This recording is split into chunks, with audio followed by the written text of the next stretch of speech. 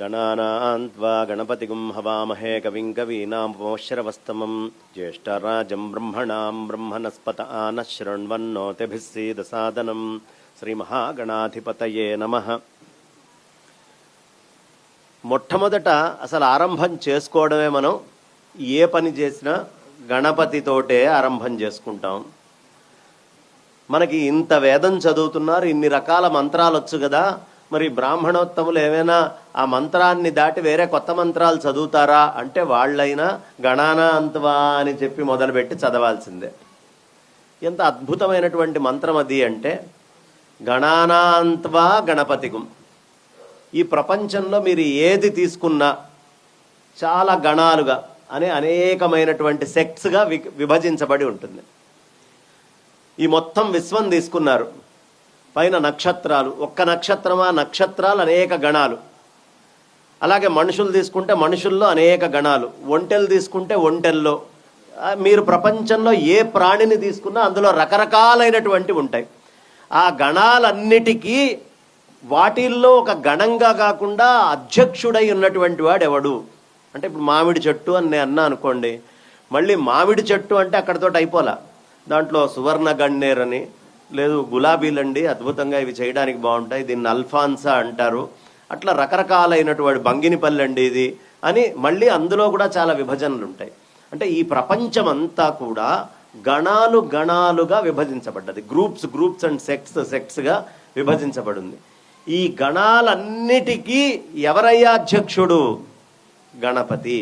అందుకని గణానాంత్వా గణపతి. హవామహే, సమస్తమైనటువంటి సంపదలకి ఆయన దగ్గరే అన్ని రకాలైనటువంటి అన్నాల సమృద్ధి కలిగినటువంటి వాడు. ఆయన దగ్గర ఉన్నంత సమృద్ధి ఇంకెవరి దగ్గర ఉండదు. అందుకనే మీరు చూడండి, ఆయన చూడంగానే ఆయన రూపం, ఆకారము అన్నీ కూడా సమృద్ధితోటి కూడి ఉంటాయి. బాగా సమృద్ధిగా బలంగా ఉంటుంది. అంత అందంగా అద్భుతంగా ఉంటారు స్వామి. హవామహే కవిం కవీనా.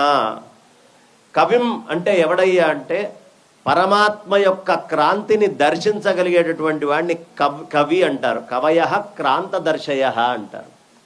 అంటే పరమాత్మని చూడగలిగినటువంటి మహాత్ములైనటువంటి కవులు ఎవరుంటారో వాళ్ళందరికీ కూడా అంతుబట్టనటువంటి మహాత్ముడైనటువంటి కవి. అంటే ఎక్కడ వేదాలు రుక్కులు అన్నీ ఆగిపోతాయో, ఎక్కడ మంత్రాలన్నీ ఆగిపోతాయో, ఎక్కడ ఆలోచనలన్నీ ఆగిపోతాయో ఆ పైన ఉండేవాడు స్వామి. కవిం కవీనాం. ఎంత అద్భుతంగా ఉంటుందంటే వేదాలు మంత్రాలు కూడా ఆయన్ని పూర్తిగా స్తుతించలేవట.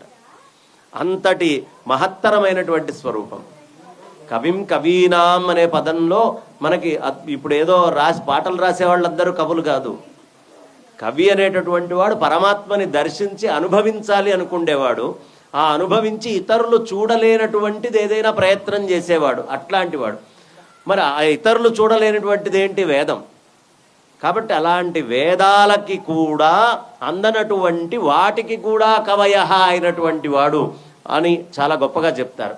గణానాంత్వా గణపతిగుం హవామహే కవిం కవీనాం ఉపమశ్రవస్తమం. ఈ ప్రపంచంలో ఏదైనా ఒక పోలికతోటి పోల్చాలి, దేన్నైనా దాంతో పోల్చాలి అంటే పోలికకి ఆయన కంటే మించింది ఇంకోటి పోల్చడానికి లేదు. ఇప్పుడు ఓ అమ్మాయి అందంగా ఉంది, అబ్బా చంద్రబింబంలాగా ఉందండి ఈవిడ మొహం అంటాం సహజంగా. అలా చంద్రుడితోటి ఎందుకు పోలుస్తున్నాం? ఈమె కంటే ముందే చంద్రుడు అందంగా అక్కడ ఉన్నాడు కాబట్టి ఒక అందమైన వస్తువుని చూపించి అంత అందంగా ఉంది అని చెప్తున్నాం. ప్రపంచంలో ఆయన కంటే అందం ఇంకొకటి లేదు. అందుకనే అన్ని రూపాల్లో మనం చూడాలని కోరుకుంటాం మనకు తెలియకుండానే. అంత అందమైనటువంటి స్వామి ఆ స్వామి. ఉపమశ్రవస్తం జ్యేష్ఠరాజం. ఈ ప్రపంచంలో అందరికంటే మూలము ఎవరయ్యా అంటే గణపతేనండి. అదేమిటండి, పార్వతీ పరమేశ్వర్ల కొడుకు కదా, ఇంకా మూలమని చెప్తారేమిటి మీరు అంటే, పార్వతీ పరమేశ్వర్ల వివాహానికి గణపతి పూజ చేసుకొనే కూర్చున్నారు. మూలాధారజు నాదమెరుగుటే ముదముగ మోక్షమురా అన్నారు. మూలాధార చక్రంలో ఉండేవాడు గణపతి. పరమేశ్వరుడి శరీరంలో, అమ్మవారి శరీరంలో కూడా మూలాధారం ఉంటుంది. కాబట్టి ఎప్పటివాడయ్యా అంటే చాలా ఆద్యుడు. ఆయన మళ్ళీ ఉద్భవించి వాళ్ళకి సంతానంగా బయటికి వచ్చారు. ఎలా అయితే రామచంద్రమూర్తిగా, కృష్ణుడిగా, నారాయణుడి అవతారాలు తీసుకున్నారో అలా అవతార స్వరూపంలో స్వామి అనేక అవతారాలు తీసుకున్నారు. అందుకనే లలితా సహస్రనామం మీరు ఎవరైనా చదివితే కామేశ్వర ముఖాలోక కల్పిత శ్రీ గణేశ్వర, ఆ కామేశ్వరుడి యొక్క కళ్ళల్లోకి అలా చూసిందట. అలా చూస్తూ ఉంటే వెంటనే గణపతి రూపం వచ్చింది. ఎందుకు? విఘ్న యంత్రాన్ని ప్రహర్షణ చేయటం కోసం. కాబట్టి ఆ స్వామి అనేక రూపాల్లో అనేక అవతారాల్లో ఎక్కడ ఎప్పుడు ఎప్పుడు ఎవరు తపస్సు చేస్తే వాళ్ళకు ఉద్భవిస్తాడు. అలా పార్వతీ పరమేశ్వరులు తపస్సు చేస్తే ఆ మూలమైనటువంటి స్వామి ఆయన ఉద్భవించాడు. అందుకనే ఆయన్ని పరబ్రహ్మస్వరూపంగా చెప్తారు. గణపతి అంటే ఏదో సామాన్యంగా పార్వతీ పరమేశ్వరుల పుత్రుడు అనేదాకానే మనకు తెలుసు. నమస్తే గణపతయే త్వమేవ ప్రత్యక్షం తత్వమసి త్వమేవ కేవలం కర్తాసి. అన్నిటికీ కర్త ఆయనేట, అన్నిటికీ ధర్త, అన్నిటిని సంరక్షించేవాడు అన్నీ ఆయనే.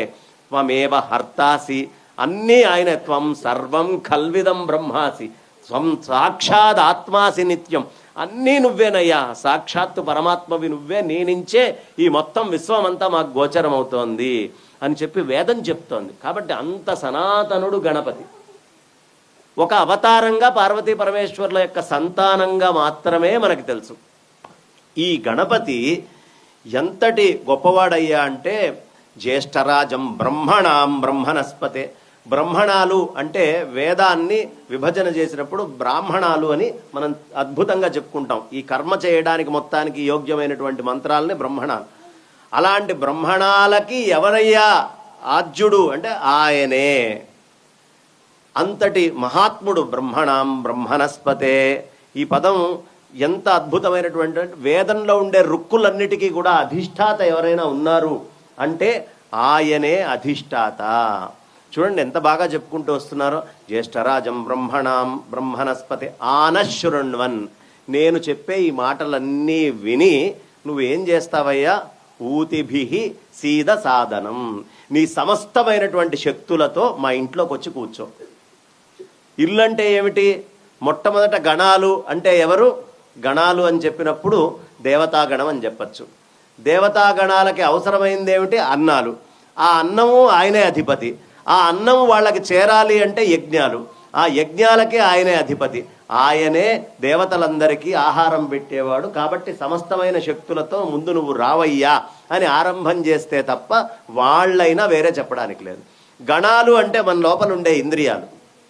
మన ఇంద్రియాలు అంటే మన కళ్ళు, చెవులు, ముక్కు, నాలిక, కాస్త ఈ శరీరంలో కనిపించేటువంటి అవయవాలన్నీ కూడా మన ఇంద్రియాలు. కర్మేంద్రియ, జ్ఞానేంద్రియాలు. కళ్ళకి ఆహారం ఏమిటి? రూపం. చెవులకు ఆహారం ఏమిటి? శబ్దం. ముక్కుకు ఆహారం ఏమిటి? మంచి వాసన. నాలుకకు ఆహారం ఏమిటి? మంచి రుచి. చర్మానికి ఆహారం ఏమిటి? మంచి స్పర్శ. ఇవన్నీ మనం కోరుకుంటూ ఉంటాం. ఈ ఆహారాలన్నీ కర్మేంద్రియ జ్ఞానేంద్రియాలకు ఇచ్చేటటువంటి స్వామి కాబట్టి హవామహే, ఆయనే అన్ని ఆహారాలకి. మరి ఏమిటయ్యా? బ్రహ్మణాం బ్రహ్మణస్పతి. నువ్వు ఆ యొక్క అద్భుతమైనటువంటి ఆ ఇంద్రియాలని, ఆ ఇంద్రియ విషయాలని ఎక్కడికి చేర్చాలో అది చేరాల్సినటువంటి ప్రదేశానికి అధిపతి కూడా గణపతేనయ్యా. కాబట్టి ఇవన్నీ ఎక్కడ చేర్చాలి? ఆయన దగ్గరే చేర్చాలి. చేర్చాలంటే ఏం చేయాలి? ముందు ఆయన సమస్త శక్తులతోటి మన హృదయంలోకి వచ్చి కూర్చోవాలి అని మొట్టమొదట గణపతిని, అయ్యా నువ్వు వచ్చి నా హృదయంలో కూర్చోవయ్యా. నువ్వు నా హృదయంలో గనక కూర్చుంటే నేను చేయలేనటువంటి పని లేదు. ఇక మిగతా దేవతలు అంటావా, నువ్వు వచ్చి కూర్చుంటే ఏ విఘ్నం లేకుండా అన్ని పనులు నేను చేయగలను అని చెప్పేటటువంటి మంత్రం. కాబట్టి అటు కర్మశబ్దంగా తీసుకుంటే కూర్చోవయ్యా అని ప్రార్థన చేస్తున్నాం ప్రప్రథమంగా గణపతిని. కాబట్టి గణపతిని ఆరాధన చేసేటప్పుడు భక్తి, శ్రద్ధ ఈ రెండు చాలా ప్రధానం.